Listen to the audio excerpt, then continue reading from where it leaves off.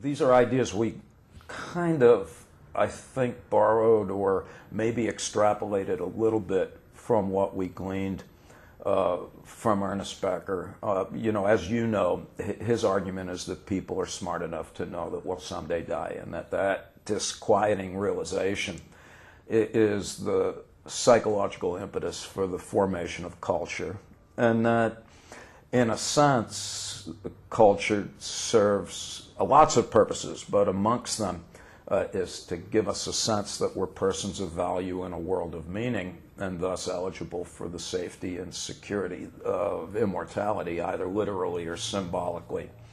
And Becker, being an anthropologist, in the heyday of cultural relativism, then had to come up with, I think, what's a response to the proverbial $10,000 question, as it were, and that is, well, all right, so does that make one culture the same as another? If you're saying that death denial is a universal human affectation, and that culture is the means by which we manage the potential terror that the awareness of our death engenders, so is it really anything goes? Are cultures functionally equivalent?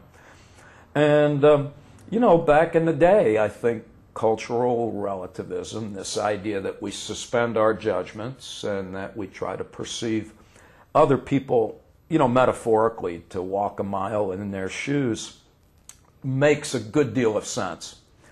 On the other hand, Becker, as well as every other anthropologist, frankly, as I get to read them directly, so even, what is his name, Melville Herskovits, the original cultural relativism guy, they're very clear about cultural relativism being a worthy goal to strive to approximate, that by no means absolves us of the responsibility to make moral judgments. And so here's back to what you asked about, well, what's a good culture?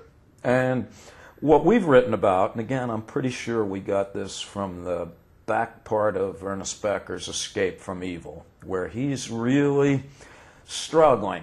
It's the end of his life, and he's writing these books where each book gets a little bit darker.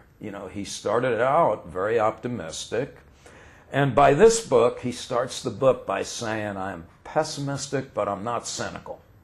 And I like that distinction. He's like, I think things are troubled, but I'm not yet willing to give it up. He does say, I wonder at times if humans are a viable form of life. And that's a really chilling notion, when he says, we really haven't been here that long.